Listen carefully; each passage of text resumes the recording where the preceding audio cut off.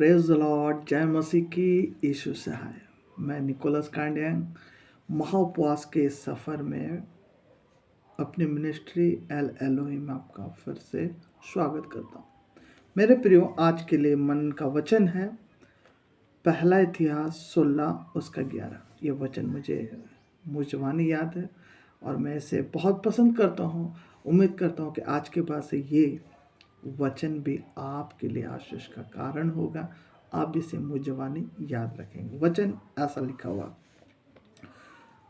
पहला इतिहास 16:11। यहोवा और उसकी सामर्थ की खोज करो और उसके दर्शन के लिए लगातार खोज करो। इस वचन में 3 महत्वपूर्ण बातें हैं। पहला, यहोवा को ढूंढना, खोज करना है। फिर उसकी सामर्थ्य को खोजना है। तीसरा, उसके दर्शन के लिए लगातार खोजी बनना है। यहोवा की सामर्थ्य और उसके मुख का दर्शन या दर्शन। मेरे प्रियो, 3 बातें बाइबल में लिखी है कि उसकी खोज करो, यहोवा निकट है, उसकी खोज करो, उसकी सामर्थ्य की खोज करो, उसके मुख का दर्शन करो। ये बातें बाइबल में और भी जगह लिखी हुई है, आप लोग पढ़े होंगे। तो ये 3 बातें मैं एक व्यक्ति है बाइबल में दिया है, उसके विषय में आपको इस संदर्भ में बताना चाहूँगा कि वह किस रीति से ये तीनों को खोजा। हम सब जानते मेरे प्रियो, यहोशू नाम का एक व्यक्ति था, एक लड़का था। जब वह जवानीपन में था, इजरायलियों के साथ वो भी निकला। आपको मालूम है, मूसा जब 30 दिन 40 दिन वो पर्वतों पर, पहाड़ों पर परमेश्वर के बुलाए जाने के उपरांत वो जाता था, तो वो किसको लेके जाता था? वो लेके जाता था यहोशू को। यहोशू एक नौजवान था, वह उसकी सेवा टहल के लिए जाता था। मेरे प्रियो, क्या उस समय में 6 लाख इजरायली पुरुषों में क्या और कोई बच्चे नहीं होंगे जो यहोशू के समान मूसा की सेवकाई करे? लेकिन बाइबल बताती कोई नहीं था। और मूसा भी यहोशू को इसलिए ले करके गया, वो योग्यता उसमें इसलिए देखी क्योंकि परमेश्वर ने कुछ तो बात यहोशू का मूसा को दिखाया था कि देखो वो तुम्हारे साथ रहता। वो इसलिए रहता ताकि जिस रीति से तुम परमेश्वर के निकट रहते, वो जानना चाहता है कि वो मैं भी कैसे हो सकता हूँ। यही बातें थी कि यहोशू के अंदर में एक खोज था यहोवा का, और यही कारण के चलते वो मूसा के निकट था और मूसा उसको लेके जब जाता था। मेरे प्रिय, 30 दिन जब वो पहाड़ होरेब में, नेबो में रहता था, हम वचन में पाते हैं कि वो जब पहाड़ में चढ़ता था तो मूसा के साथ जो 30 दिन, वो तो परमेश्वर से बातें कर रहा, 30 दिन 40 दिन भूखा प्यासा।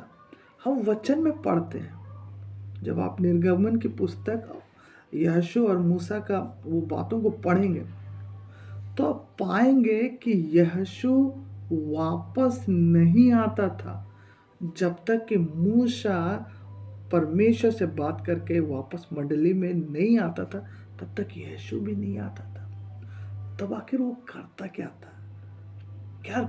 था? जब उसको पहुंचा दिया, पर मूसा बोल दे अब तुम यहाँ से चला जाओ, लेकिन वो जाता नहीं था। क्यों?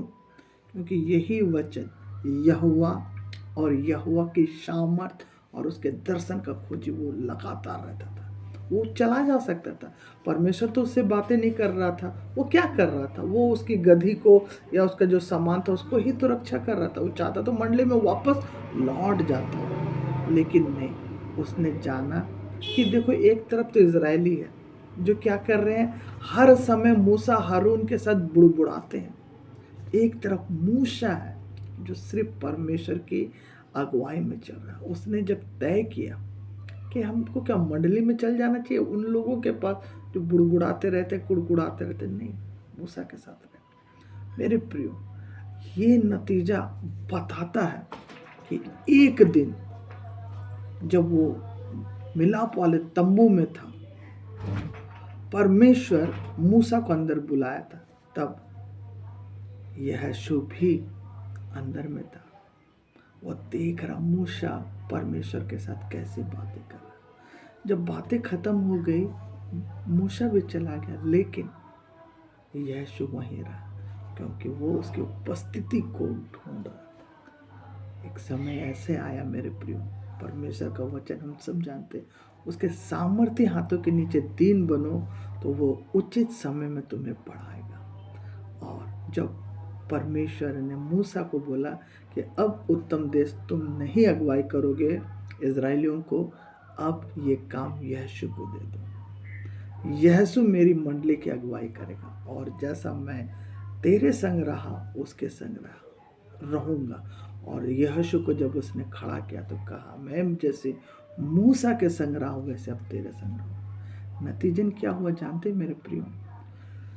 यीशु इतना सुंदर अगुआ बना, उसके सामने परमेश्वर ने जो वादा बनाया, तेरे सामने कोई भी खड़ा नहीं रह सकेगा राजा।